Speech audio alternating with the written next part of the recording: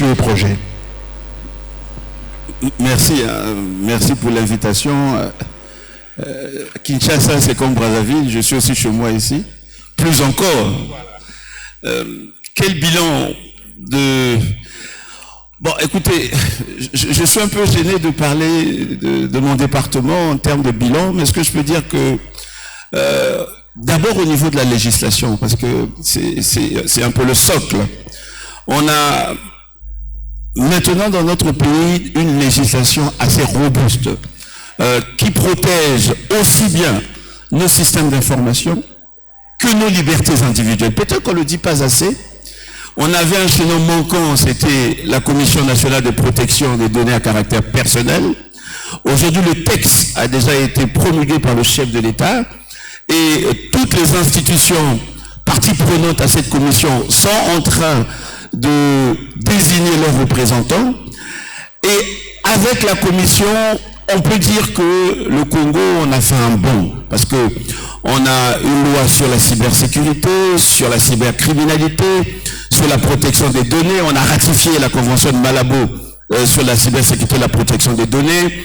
On a une loi sur les transactions électroniques. On a une loi qui a mis en place le gendarme numérique de notre pays, du moins, oui, le grand gendarme numérique, c'est l'Agence nationale de sécurité des systèmes d'information. On a l'Agence de développement de l'économie numérique pour accompagner cette dynamique. Je pense que le bilan sur le plan de la réglementation, on peut se satisfaire. Hein. Sans langue de bois, on peut dire que le Congo est l'un des rares pays à avoir, mettons, son armature juridique concernant la protection des systèmes d'information et des libertés individuelles dans le cyberespace.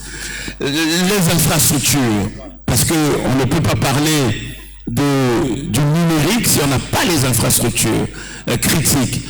Aujourd'hui, on peut se satisfaire aussi que nous avons des infrastructures. Vous avez suivi comme moi le directeur général de l'Agence de régulation des postes et communications électroniques, 2 data centers qui ont été construits, et le gouvernement est actuellement en train de construire un data center national où seront hébergées nos données, nos données critiques du gouvernement avec l'appui de nos partenaires, c'est-à-dire la Banque africaine de développement. Avec la Banque africaine de développement, on a pu interconnecter le Congo avec les autres pays. On a même favorisé la mise en place d'un consortium qui a fait atterrir dans notre pays le Cap Africa. Dans le cadre d'un partenariat, on va dire d'un PPP, même si Congo Télécom intervient en tant qu'entreprise du portefeuille public, mais essentiellement, ce sont des entreprises privées qui se sont regroupées pour ramener ce câble. Et RTL Congo, justement, qui, je pense, trafique aussi de l'autre côté de la rive à Kinshasa. On a l'infrastructure, c'est peut-être pas assez, il faut encore avoir. Aujourd'hui, on a maintenant 2 câbles. On a des sorties avec le Gabon, la République centrafricaine, le Cameroun, l'Angola aussi, on est en train de travailler. Et je dirais... infrastructure, législation, quel bilan? On a travaillé on est en train de travailler avec un partenaire, je pense que la RDC aussi a le même partenaire, c'est la Banque mondiale dans le cadre d'un projet d'accélération de la transformation numérique. Et dans le cadre de ce projet, on va qui a 2 composantes essentiellement, du moins les grandes composantes, c'est réduire la fracture numérique, on va en parler, réduire la fracture numérique, et offrir des services numériques adaptés à nos citoyens, c'est-à-dire on appelle offrir, par exemple, faciliter les citoyens, nos concitoyens, pour avoir, par exemple, les pièces d'identité, les casiers judiciaires, les actes de naissance. Et aujourd'hui, on a déjà déployé, pour les jeunes qui sont là, les jeunes, je sais qu'il y en a plein dans cette salle, on a déjà finalisé avec un partenaire, dans le cadre de ce projet, l'interconnexion en Wi-Fi gratuit pour l'université Marien Ngouabi. Et on attend que le lancement acquis de droit, peut-être le président lui-même, sinon peut-être le Premier ministre, pour qu'on puisse ouvrir ce Wi-Fi. Mais à la fin, il faudrait quand même, à la suite, parce que c'est pour 5 ans, On va offrir l'Internet aussi bien pour les étudiants que le corps des enseignants, des professeurs, mais aussi la population de l'université. Mais après, il faudrait quand même mettre en place un modèle économique comme cela se fait ailleurs pour pouvoir maintenir cette infrastructure. Ça, ce sont un peu des avancées. On peut dire quand même, les administrations, aujourd'hui, on a interconnecté, par exemple, on a pu interconnecter le service, le centre d'état civil, les hôpitaux de Brazzaville, la morgue de Brazzaville. Et c'est quand même, c'est la base qui va permettre à ce que maintenant il y ait cette fluidité au niveau des informations entre le service d'état civil et les autres structures, par exemple le ministère en charge de la justice. Qu'est-ce que je peux dire encore? On va implémenter, on a déjà approuvé la vision digitale Congo 2030 avec un cabinet. Le dossier est au niveau du secrétaire général du gouvernement, puisque l'autre c'est jusqu'à 2025. Exactement. D'ici la fin de l'année, on va approuver maintenant le dossier de 2030, la stratégie 2030. Qu'est-ce que je veux dire? Je vais dire un mot avant de laisser la parole sur les zones rurales. Sur les zones rurales, on avait vraiment, avec les opérateurs qui, dans leur cahier de charges, n'ont pas l'obligation de pouvoir couvrir ces zones qui ne sont pas rentables. Et on a pu déceler dans la loi de 2009 une disposition qui permettait au gouvernement de mettre en place ce qu'on appelle un fonds d'accès pour le service universel des communications électroniques. Okay. Et nous avons mis en place ce fonds avec des décrets d'application. Et aujourd'hui, on peut en être fier, ça a été dit. Il y a 3 ans d'exercice d'opérationnalisation du fonds, on a pu connecter 200 localités rurales de notre pays. Et lorsqu'on apporte la connectivité dans ces localités, on n'apporte pas seulement la voix ou la data, mais on apporte aussi l'inclusion financière. On apporte aussi un secteur informel, parce que il faudrait qu'il y ait des gens qui puissent, les jeunes qui vont vendre les cartes, qui vont faire on appelle ça comme les sab-sab qui vendent les cartes. Et donc ça crée quand même un petit dynamisme dans ces localités. Absolument. Ça permet aux personnes qui sont dans ces localités de pouvoir commercer. Parce qu'aujourd'hui, on peut payer maintenant avec son téléphone, avec son téléphone. Voilà, donc, mais je laisserai plutôt les autres nous dire, là vous n'avez pas fait, là vous n'avez pas fait, sinon je vais dire que tout va bien. Non, tout ne va pas bien. Il y a un autre aspect qui est très important et nous sommes en train de travailler d'arrache-pied là-dessus. Ce sont les compétences numériques. Parce qu'on a beau avoir des infrastructures, on va mettre les plateformes numériques, mais si on ne forme pas les jeunes, si on ne forme pas l'élite, les jeunes à utiliser ces systèmes d'information, on n'attaque pas à côté. Je vais revenir sur ce volet parce que vous avez une autre très belle initiative, mais je reviendrai sur ça. Par contre, avant de prendre M. le ministre Konaté, M. le ministre Ibombo, je vais rester sur vous. Quand je vous entends parler, on a des institutions telles que la Banque mondiale qui nous viennent en aide, mais beaucoup de privés également qui nous accompagnent, nous en tant qu'État africain. En tant que gouvernement, M. Ibombo, où est-ce que vous tracez la ligne rouge en termes de jusqu'à quel point vous laissez les investisseurs privés participer à l'acquisition de l'infrastructure? Est-ce qu'il y a une ligne rouge qu'il ne faudra pas franchir à un moment? Je vais vous le dire, la vision du président de la République, c'est de promouvoir les partenariats publics-privés. Ce qui veut dire qu'il n'y a pas de ligne rouge. La promotion du partenariat public-privé, le Congo a construit l'infrastructure reliant le Congo avec la RCA, le Congo avec le Cameroun. Nous avons concédé cette infrastructure à un opérateur privé congolais pour son exploitation, sa maintenance. Et c'est un partenariat public-privé. Donc, le gouvernement n'a pas de ligne rouge, on va dire, qui va empêcher l'entrepreneur ou l'entrepreneuriat. Non, bien au contraire. Nous voulons promouvoir ces partenariats. De plus en plus, là, je peux lancer, je sais qu'il y a beaucoup d'acteurs qui sont ici.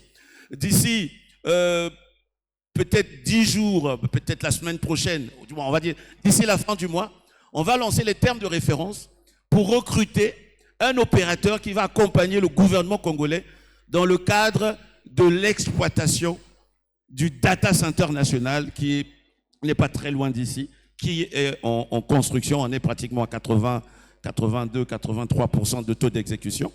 Et c'est un partenariat public-privé qui va nous accompagner, nous aider à justement maintenir cette infrastructure critique. Donc, il n'y a pas de ligne rouge. La seule ligne rouge, c'est de respecter la législation. Si le partenaire ne respecte pas la loi, alors là, c'est la ligne rouge et le gouvernement, nous, on frappe. Ok. Voilà. Merci beaucoup, Monsieur le Ministre. Je vais revenir vers vous sur un autre projet. Le temps de prendre le ministre Konaté. Selon un rapport du Forum économique mondial, la Côte d'Ivoire est en tête au niveau de l'Afrique de l'Ouest, au niveau du développement de l'infrastructure numérique, ce qui est très bien. Mais encore une fois, j'ai envie de savoir quels ont été les défis de la Côte d'Ivoire pour arriver à ce niveau d'infrastructure.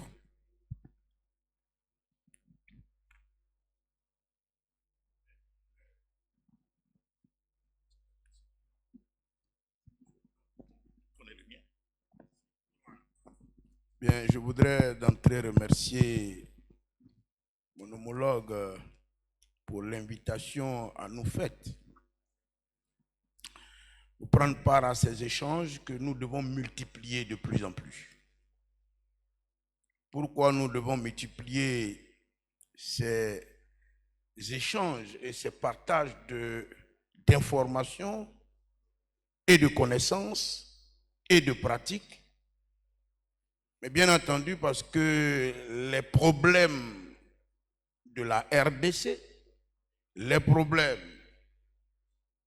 du Congo-Brazzaville, les problèmes de la Côte d'Ivoire, du Sénégal, du Cameroun sont essentiellement les mêmes. Nous avons les mêmes problématiques en lien donc avec l'employabilité des jeunes. C'est pour ça que je voudrais qu'on applaudisse pour les jeunes qui sont nombreux ici. C'est une thématique qui les concerne essentiellement. Et le président de la République de Côte d'Ivoire, son Excellence M. Alassane Ouattara, l'a si bien compris qu'il a créé un ministère ancien nouveau. Voilà comment je définis cela. Le ministère de la transition numérique et de la digitalisation. En automatisme, quand on parle de transition, c'est passer d'un état à un autre à partir d'une action. Et donc, quand vous avez les mêmes structures économiques, la même population jeune, vous avez 1,4 milliard d'Africains aujourd'hui, et qui malheureusement n'ont pas accès aux services traditionnels pour assurer la traçabilité des opérations financières et comptables. Quand vous avez pu, à partir donc des applications numériques, permettre à 800 millions d'Africains de disposer d'un numéro de téléphone qui leur permet de faire des transactions financières, vous avez créé une première niche pour la sécurité de nos États, une première niche pour renforcer la collecte de ressources financières fiscales. Parce que l'État se nourrit de la fiscalité qui est générée par l'activité économique des usagers des services. Et donc, quand grâce à ces nouvelles technologies, vous arrivez à détenir 70% des transactions de mobile money dans le monde. 70% des transactions de mobile money dans tout le monde entier sont portées par les économies africaines. Mais c'est une opportunité à saisir et pour bâtir cela, il faut des infrastructures, les infrastructures numériques. Il faut des ponts numériques. Il faut des câbles. Mais il ne faut pas que tout cela soit fait par d'autres au profit d'autres personnes. Voilà pourquoi je dis qu'il faut que nous regardions comment on structure notre accompagnement à ces jeunes-là qui constituent 75% de la population africaine. Nous, en Côte d'Ivoire, on a des instruments. Le VTIB, la zone de développement des technologies. Nous avons un programme pour répondre aux questions de zones blanches ou de lutte contre l'inclusion numérique.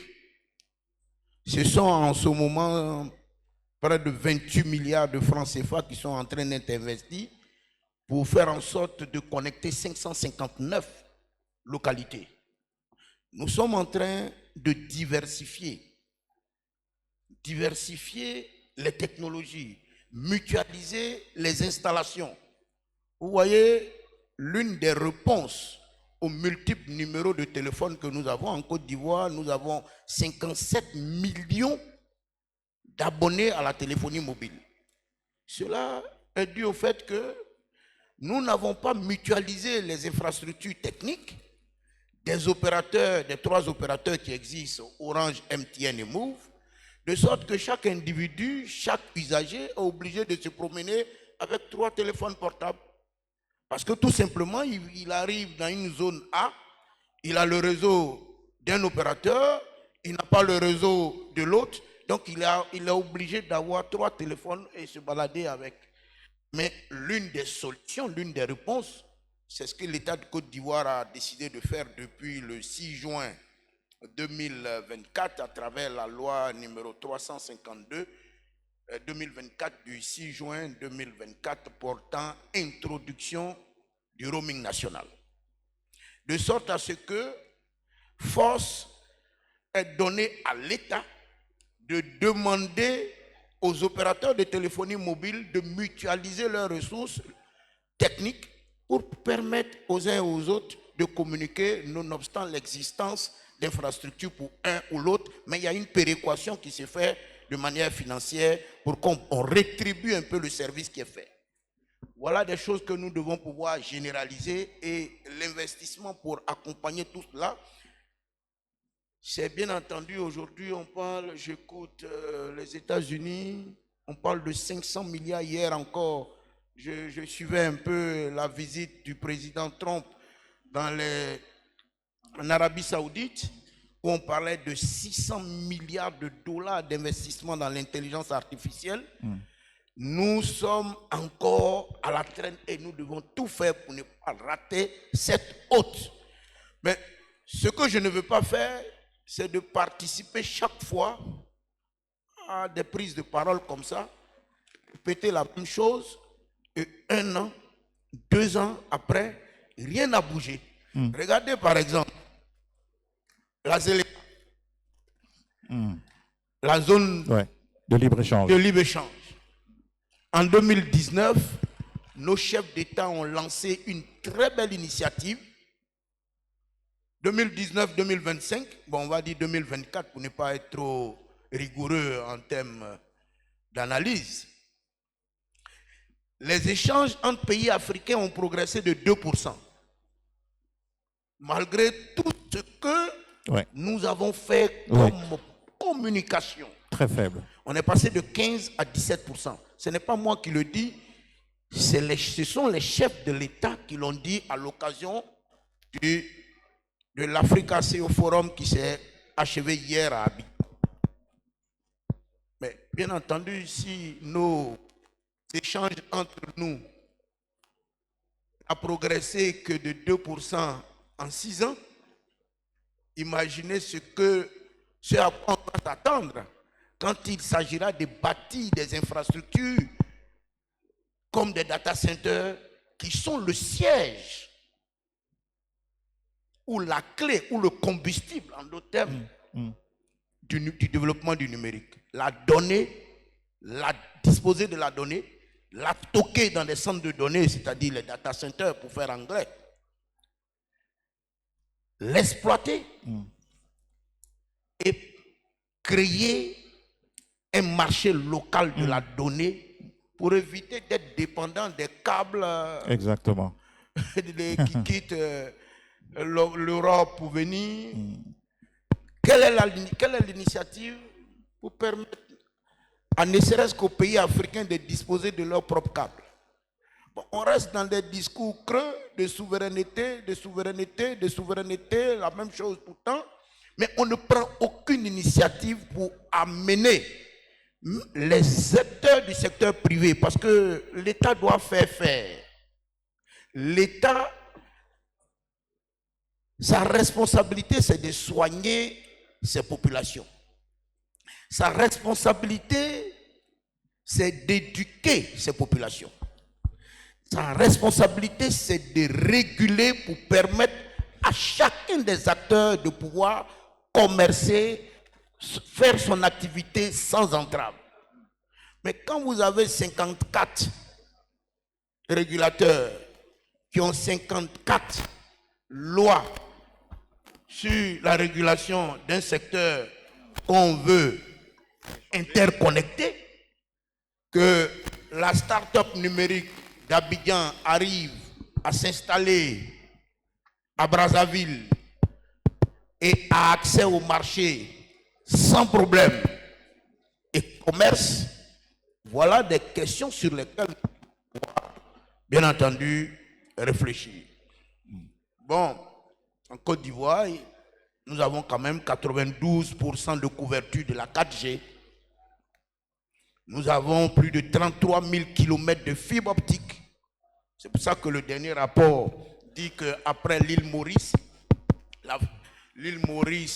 Afrique du Sud, la Côte d'Ivoire, en termes de capacité installée de fibre optique, vient en 3e position. C'est des avancées, mais je trouve que ce n'est pas suffisant. Plus de 5000 data centers dans le monde. Moins de 100 sont en Afrique. Ça interroge, mais comment on fait si on veut vraiment arriver à connecter tous ces Africains-là?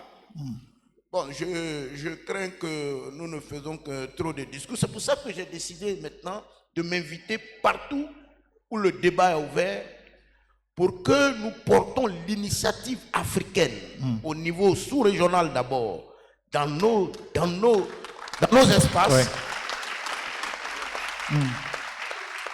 Dans nos espaces, l'Afrique centrale, l'Afrique australe, l'Afrique de l'Ouest. Comment on fait pour qu'on uniformise nos instruments de régulation? Comment on fait pour réduire la complexité de nos lois qui sont des freins pour nos startups numériques qui sont là? Tant que nous n'arrivons pas à faire en sorte qu'on n'ait pas du mal à commercer dans l'ensemble des différents blocs pour après. Regardez les États-Unis, les États qui ont décidé d'avoir des questions essentielles sur lesquelles on s'accorde pour dire on fait comme ça sur tout le territoire. Mais si on arrive à faire d'abord dans l'espace CEDEAO, dans la SADC, la CEAC, mais vous verrez qu'après, c'est le sigma de tous ces consensus qui vont créer le consensus africain.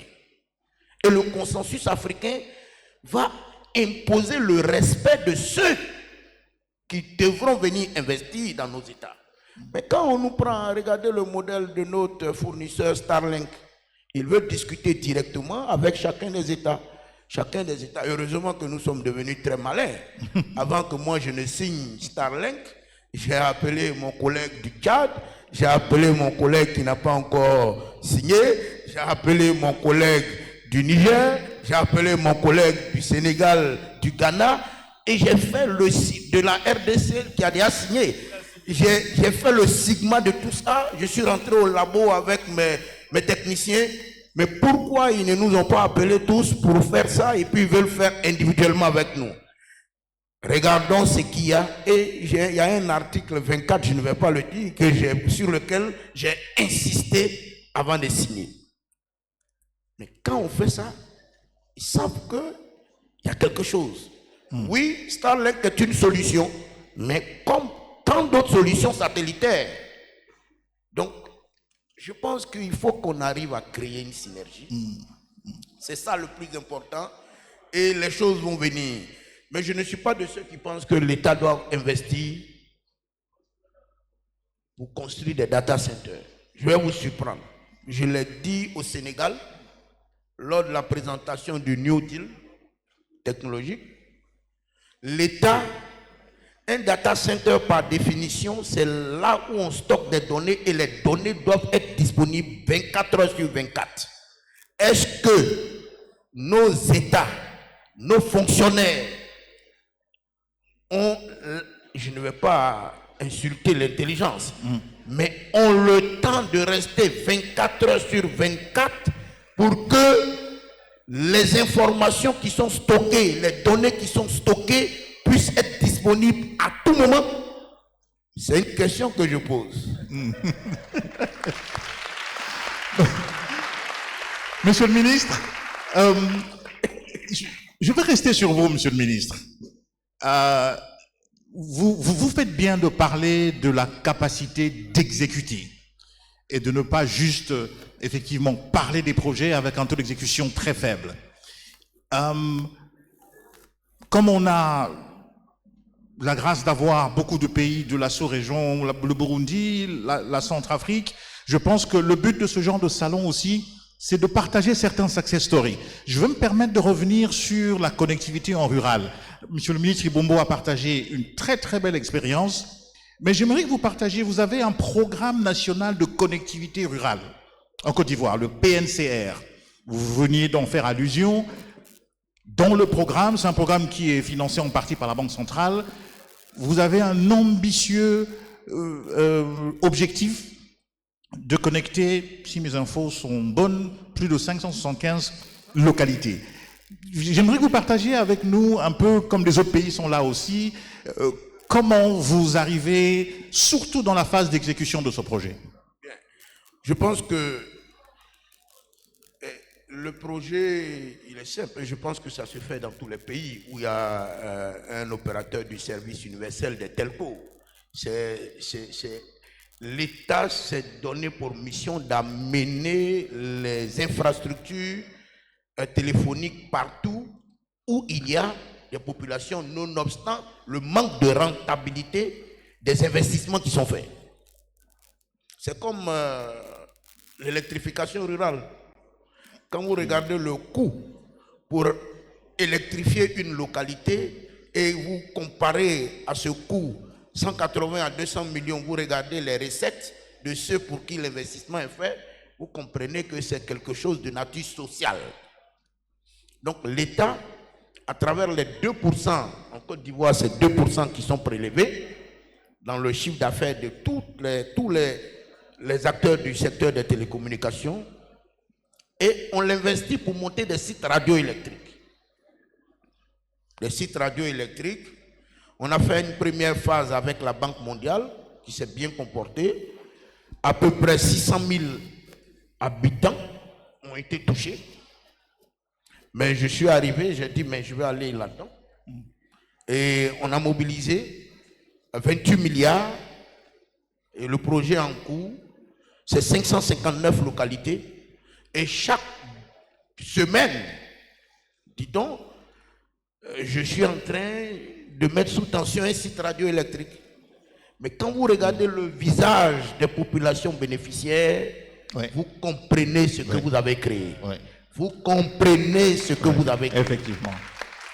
Et comme le ministre le disait, quand vous amenez la connectivité dans une localité, vous créez très vite un écosystème qui s'installe automatiquement. Le jeune qui fait les transferts d'argent, parce que autrement, il aurait fallu aller en ville, avoir le réseau, savoir que son frère lui a envoyé 20 000 francs, récupérer là-bas, il va dépenser de l'argent pour aller récupérer de l'argent et dépenser de l'argent pour venir dépenser de l'argent. C'est simple. Mais déjà, celui-là, il y a 3 opérateurs en Côte d'Ivoire, ça fait 3 personnes qui sont capables d'avoir un poste où ils font la cabine téléphonique. 3 individus. Il y a un autre individu qui fait Wave, le 4e individu. Il y a un autre qui dit, mais attends, donc il faut que je cherche de l'argent pour venir maintenant. Parce que on peut acheter, on peut commercer, mais on crée quelque chose tout de suite qui n'est pas qualifiable. Et la joie que cela procure, parce qu'il y a un impact même sur l'éducation. En Côte d'Ivoire, nous sommes en train de signer un partenariat avec un opérateur technique, mais il y a des clauses pour moi où vous exploitez et après vous cédez. Je veux qu'on ait des téléphones, des smartphones à $10 et à $15. Là, les données sont dans un cloud et il n'a pas besoin d'avoir forcément Internet, mais il a accès à des données et il travaille avec ce smartphone. Je l'ai dit, la chance que nous avons été formés par nos États. Nous avons le devoir de leur rendre. Regardez les ordinateurs portables. Un ordinateur portable, il coûte 300 000 francs CFA. Mais un ordinateur portable peut coûter 25 000. Pourquoi? C'est les équipements, les éléments qu'on met et ce qu'on demande à la machine qui fait le coût de la machine. Donc si je veux que l'enfant qui est au CP, c'est-à-dire à l'école primaire, CP1, CP2, qui n'a pas grand-chose à faire, on va lui faire un ordinateur de façon à le familiariser avec l'outil informatique dès le bas âge. Mais un ordinateur de 10 000, un ordinateur de 20 000, un ordinateur de 30 000, un ordinateur de 100 000, un ordinateur de 300 000, parce qu'on a besoin de calculateurs un peu plus sophistiqués, parce qu'on a appelé à faire des matrices, des choses complexes. Donc voilà un peu, nous devons réfléchir par nous-mêmes comment adapter les technologies à nos réalités. Voilà.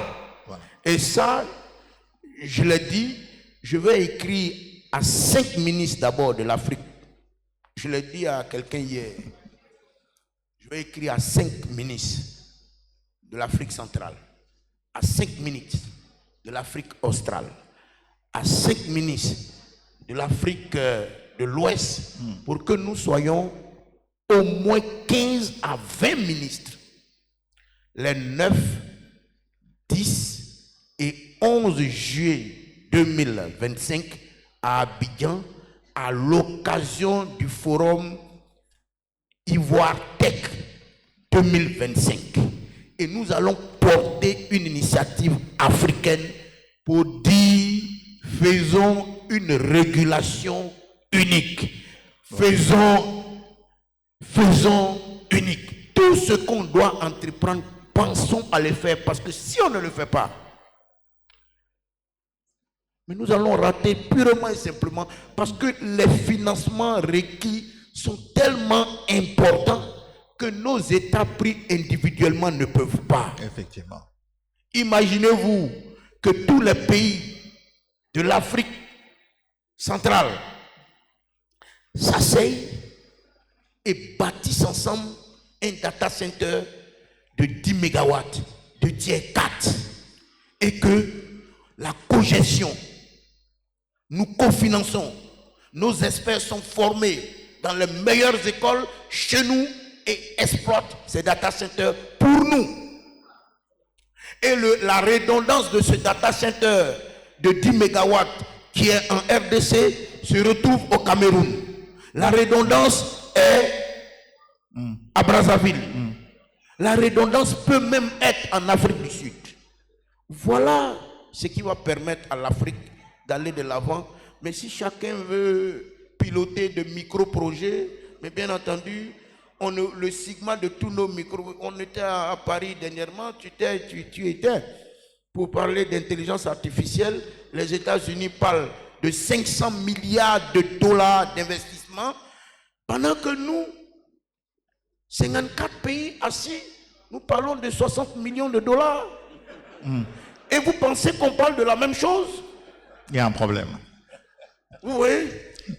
Il faut qu'on se réveille. Monsieur le ministre, vous avez raison. Rendez-vous donc au mois de juillet, monsieur le ministre, c'est ça, au mois de juillet, pour Côte d'Ivoire Tech. Merci pour ce commentaire. Je crois que, monsieur le ministre le disait, les défis africains sont les mêmes.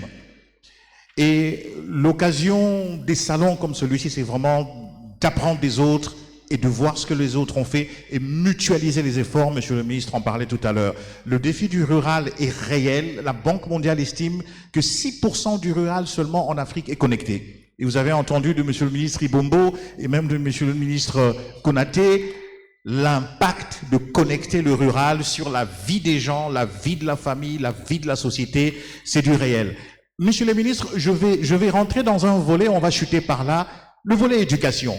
On peut beau parler infrastructure, si nous ne formons pas les Africains, monsieur le ministre Konaté, vous en parliez tout à l'heure. Monsieur le ministre Ibombo, il y a une très belle initiative que j'aime au niveau du Congo, j'aimerais que vous en parliez un peu, le premier centre africain de recherche sur l'intelligence artificielle. Depuis 2021, cette initiative existe dans ce pays. J'aurais voulu que vous partagiez un peu avec l'audience où en sommes-nous avec ce beau projet. Merci, l'intelligence artificielle, parce qu'aujourd'hui, de toute façon, qu'on le veuille ou non, il y a quelques années, pour ceux qui sont dans cette salle qui me connaissent, lorsqu'on a fait arriver, avant de faire arriver la 4G au Congo, je disais que le téléphone serait un portefeuille électronique. Et les gens me disaient, mais qu'est-ce qu'il est en train de raconter, ce monsieur-là? Parce que j'avais des informations, c'est un ami qui est au Kenya, qui m'avait parlé de M-Pesa. C'était une vue de l'esprit. Les gens se disaient, mais qu'est-ce qu'on raconte? Le téléphone ne peut pas être un portefeuille électronique. Mais aujourd'hui, moi j'ai un compte Mobile Money. Et ce compte Mobile Money me permet de gérer beaucoup de problèmes. La famille, les amis, ceux qui sont à l'intérieur du pays. L'intelligence artificielle, c'est un peu la même chose. C'est-à-dire que ça ne doit pas être une vue de l'esprit pour que les Africains en disent non, mais qu'est-ce qu'on va faire? Est-ce qu'on va manger l'intelligence artificielle? Ben oui. Le Centre africain de recherche en intelligence artificielle, c'est le fruit d'un partenariat avec la Commission économique des Nations Unies pour l'Afrique.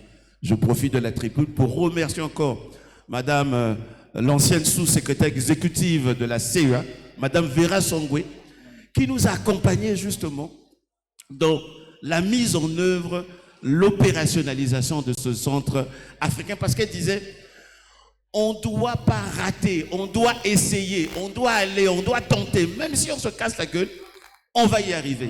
Donc on a logé le centre au sein de l'université Denis Sassou Nguesso de Kintele, et le temps de faire monter le centre en puissance, dans le cadre de l'alliance commune que nous avons, l'Alliance Smart Africa.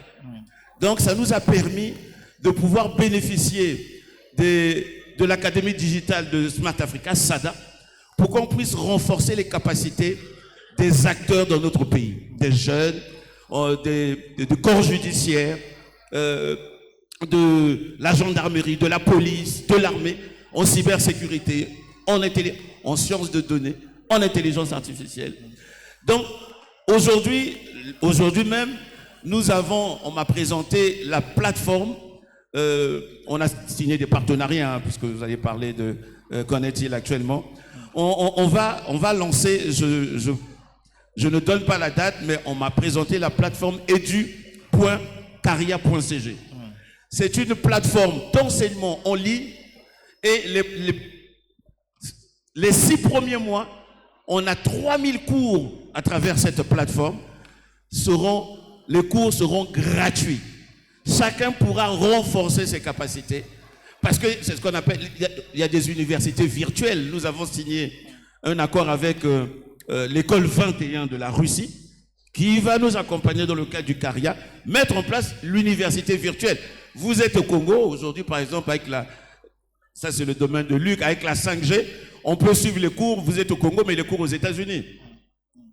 Donc, c'est une opportunité pour l'Afrique.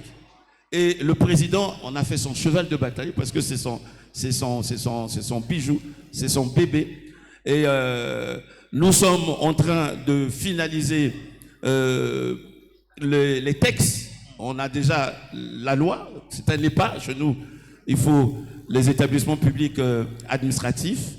Et on a maintenant la finalisation des statuts du centre. On va nommer, à la suite de la finalisation des statuts du centre, on pourra nommer les animateurs du centre. Mais aujourd'hui, l'ambition à long terme, c'est de faire, à travers le CARIA, de délivrer des licences master doctorat. Ça, c'est l'ambition à long terme. À court terme, ce sont les formations certifiantes que nous faisons. On a eu organisé des formations, plusieurs jeunes étaient même inscrits, de AWS de Amazon, pour permettre aux jeunes justement de pouvoir s'approprier ces nouvelles technologies.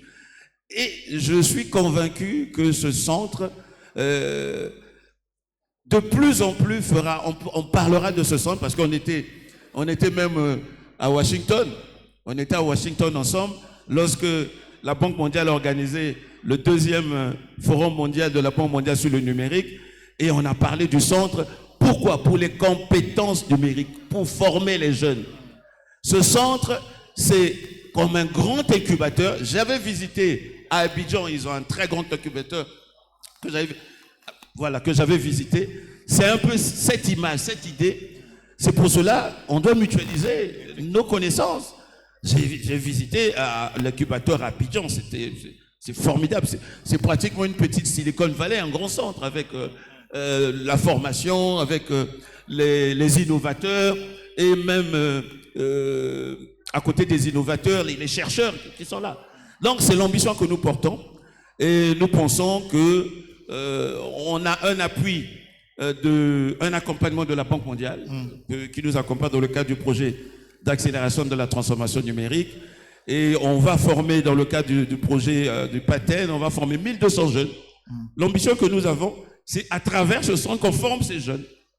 À travers cet incubateur, on va organiser très très vite, je vais inviter tous les acteurs du numérique du Congo, un grand atelier justement pour définir ensemble comment est-ce que nous allons lancer ces formations des jeunes, ces formations des jeunes dans la zone ville, la zone Pointe-Noire et la zone Oyo. Donc c'est 1200, on mettra 400 jeunes.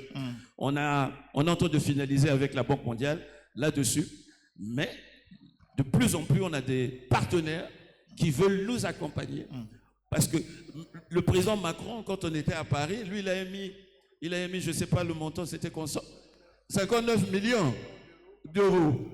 Hein? Il a mis 59 millions d'euros. Vous voyez que de plus en plus, chaque État doit mettre quand même quelque chose dans le cadre de ce projet. Et je garderai d'autres informations pour moi, mais l'ambition, c'est de décomplexer l'Afrique. Voilà. L'ambition, c'est décomplexer l'Afrique. J'aime bien ce terme, décomplexer, parce qu'on ne peut pas rester complexé en disant que les autres avancent, nous on n'avance pas. Voilà. Il faut oser. Exactement. Et si on se trompe, au moins on a appris et puis on fera mieux la prochaine fois. Voilà. Donc nous sommes en train de travailler. On va organiser très très vite le lancement de cette plateforme virtuelle.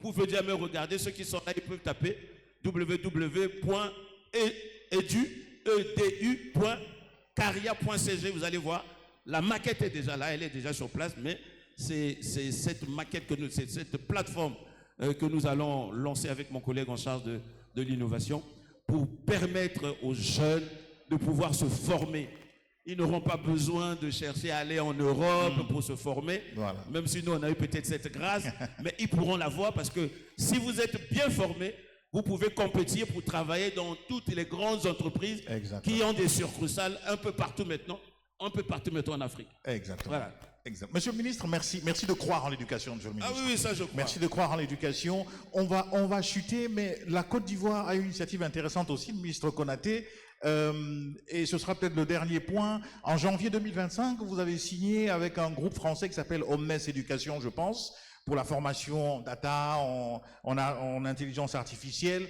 Et il y a un nouveau campus qui est en construction qui va accueillir d'ici 2026 près de 1000 étudiants. Disons 1000 étudiants à horizon 2027. Je voulais que vous partagiez un peu cette expérience également et on va clôturer par là. Je vous remercie à nouveau. Et tout cela découle de la stratégie d'intelligence artificielle qui a été élaborée et adoptée par le gouvernement. Nous avons élaboré une stratégie d'intelligence artificielle et une autre à côté, une stratégie de gouvernance des données.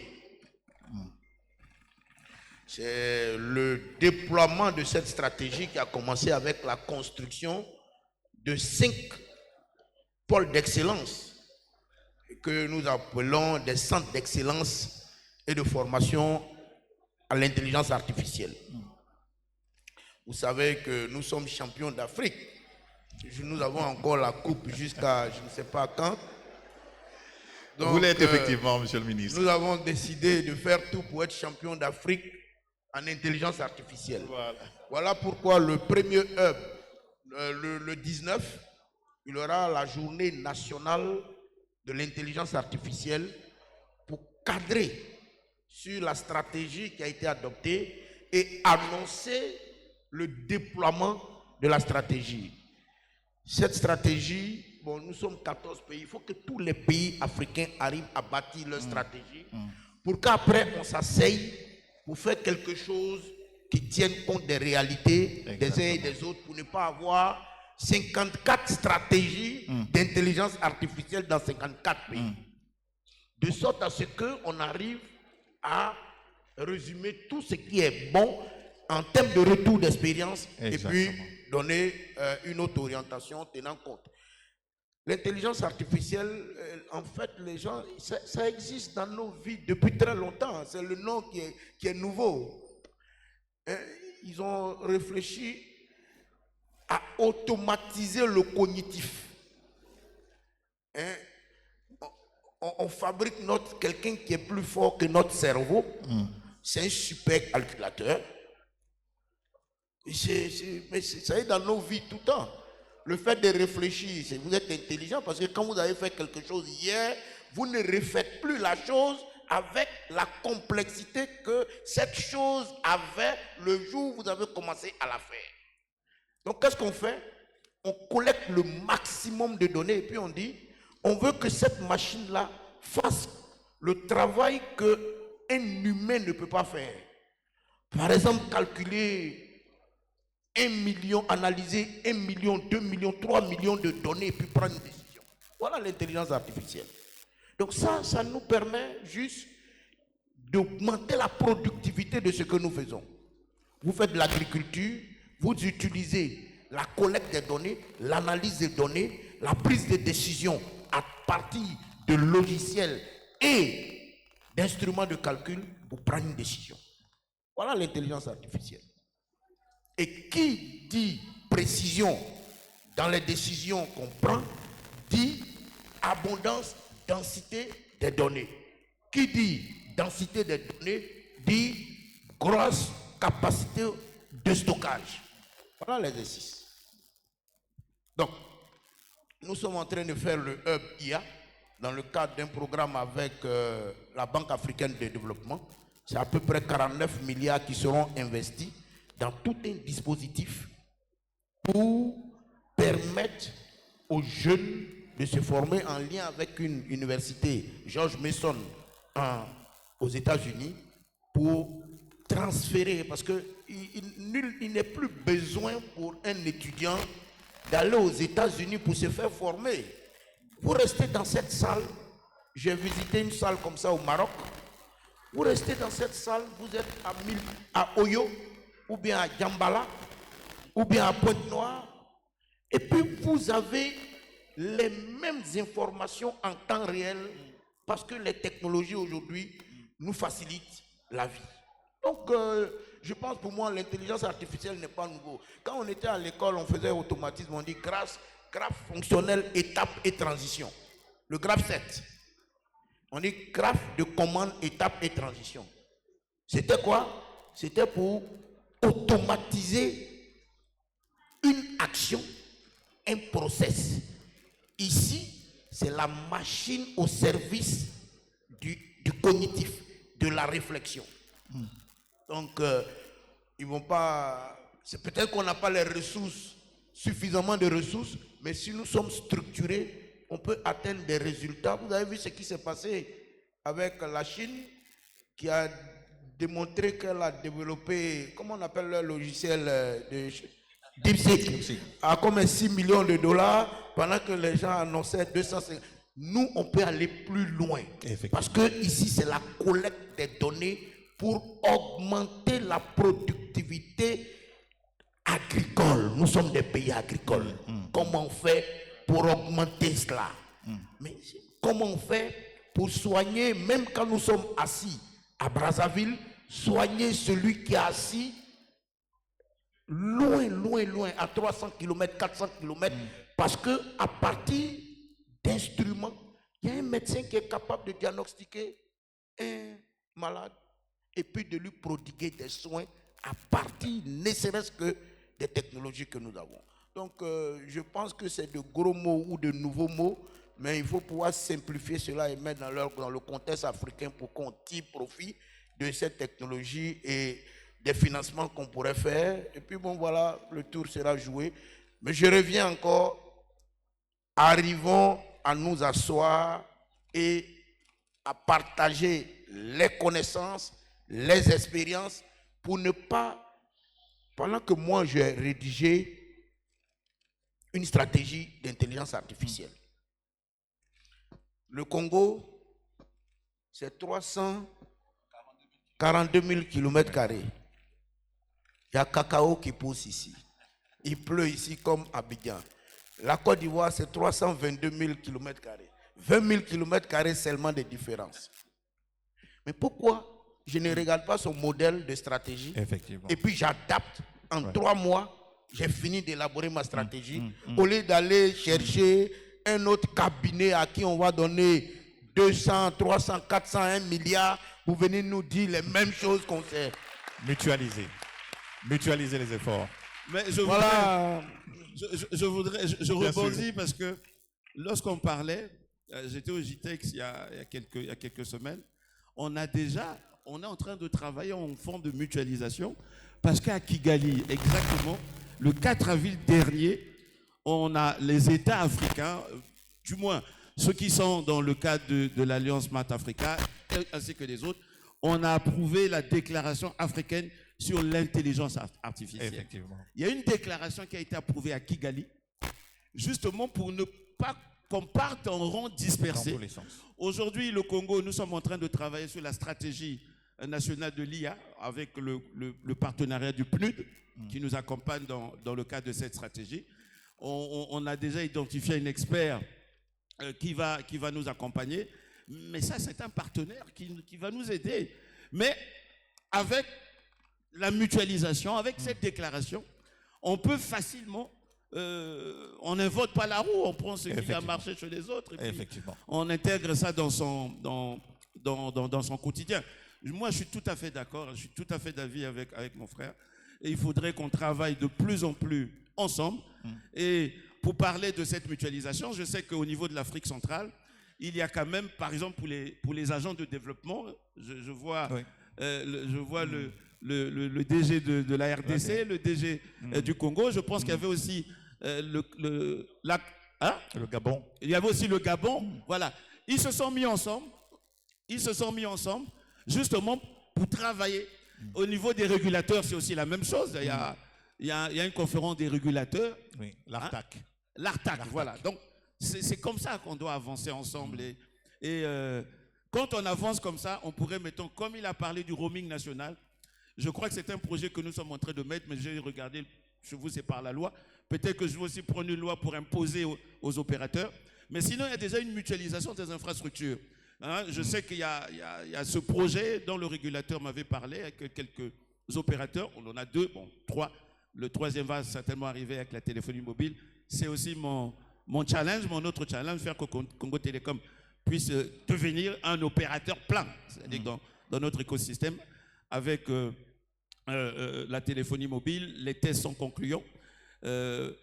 Il y a la mutualisation des infrastructures, donc on n'est pas obligé de pouvoir trimballer plusieurs téléphones, c'est-à-dire que vous pouvez arriver dans un lieu, si vous avez le téléphone MTN par exemple, et que la localité n'a que l'antenne RTL, vous pouvez communiquer sans pour autant qu'il y ait des blocages et des barrières. Mais j'ai noté, en Côte d'Ivoire, c'était par la loi. Peut-être qu'on imposerait aussi un truc comme ça par la loi au Congo, pour pousser un peu ces... On a fait par la loi, mais il faudra faire remarquer que c'est le régulateur. C'est une affaire du régulateur. Moi, je ne suis que le ministre. C'est le régulateur. Le ministre a pris la loi. Non, le ministre a pris la loi pour introduire l'article 46 qui dit que les opérateurs de téléphonie mobile doivent mutualiser les ressources de sorte à rendre opérationnel le roaming national. Voilà. Maintenant, l'applicabilité de cette mesure appartient au régulateur, parce que le régulateur, il est indépendant.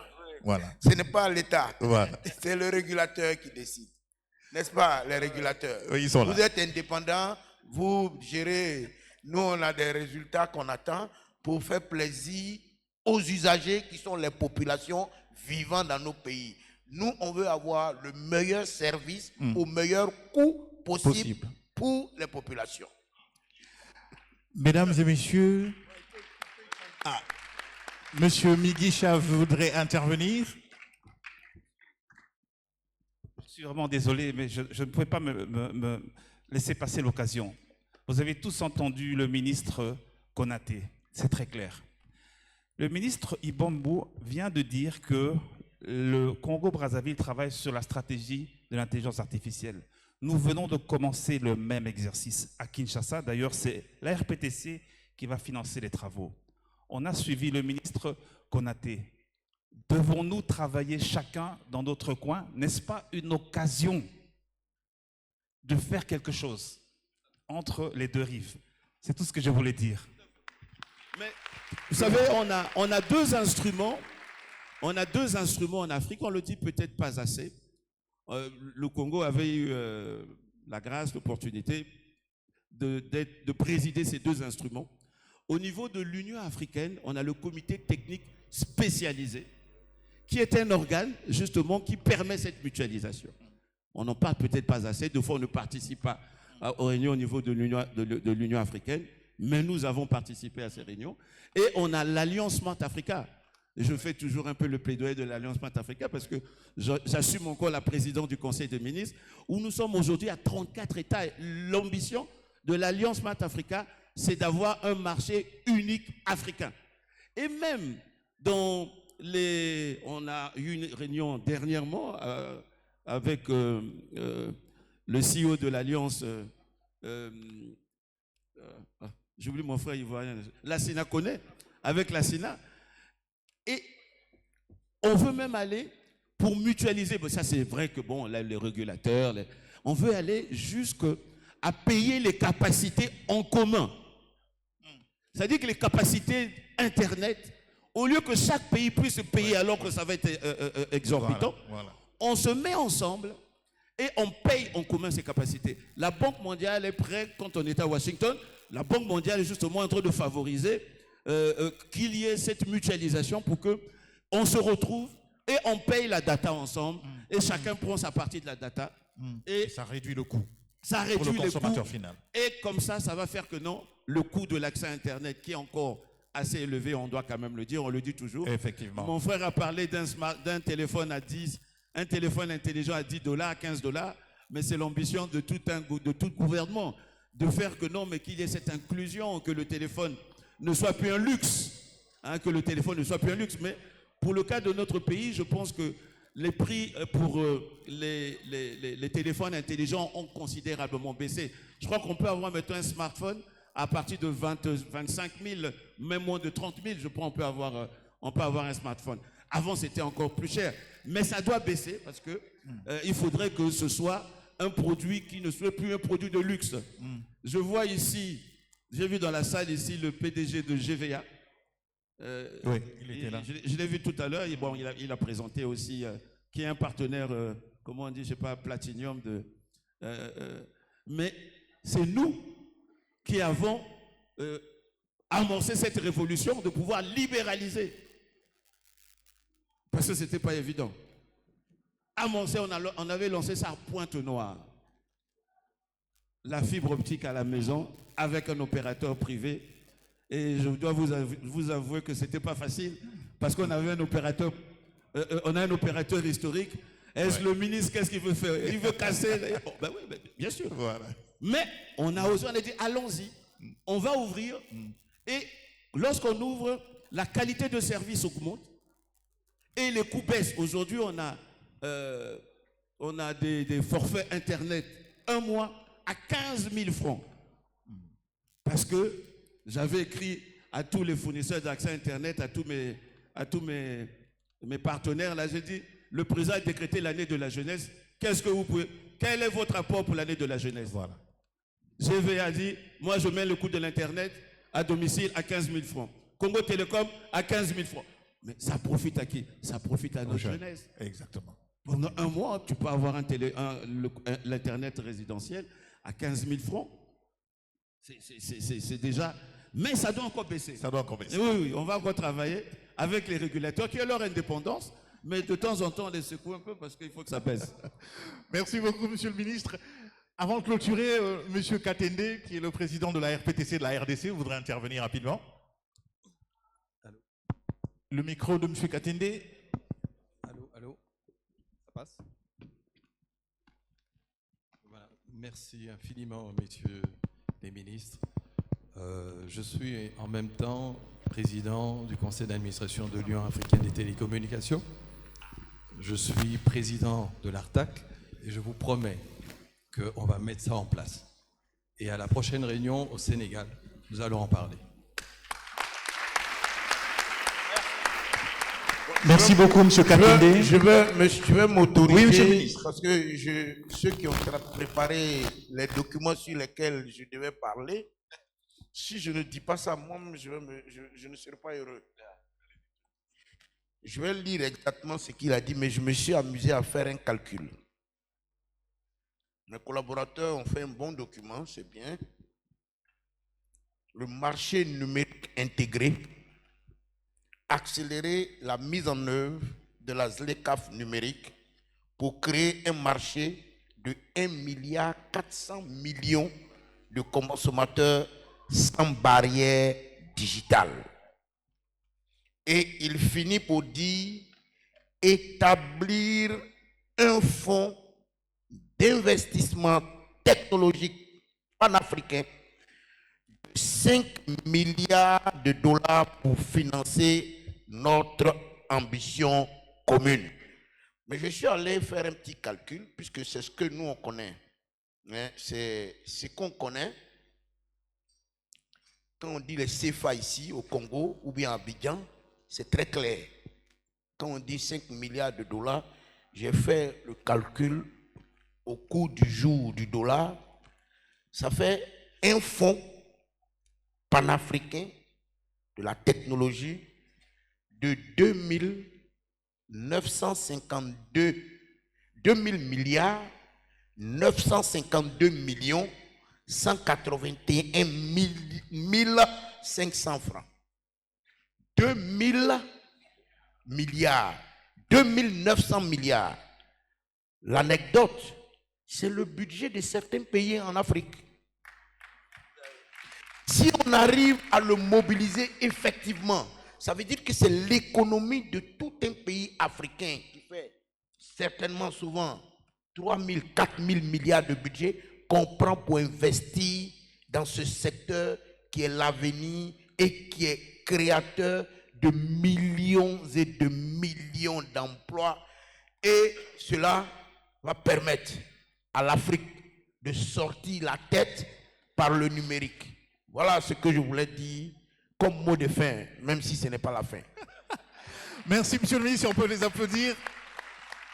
Quand on a, je le dis sans flatter, quand on a deux ministres africains avec autant de passion et d'énergie sur le sujet du numérique et de la réduction de la fraction numérique en Afrique, il y a de quoi espérer faire avancer l'agenda de l'Afrique. Messieurs les ministres, je vous remercie. On applaudit pour monsieur le ministre Konaté et monsieur le ministre Ibombo. Merci pour votre participation. Je ne sais pas vous retenir plus longtemps que ça, c'était passionnant. On aurait pu y rester la soirée. Merci monsieur le ministre. Une photo de famille rapidement. Voilà.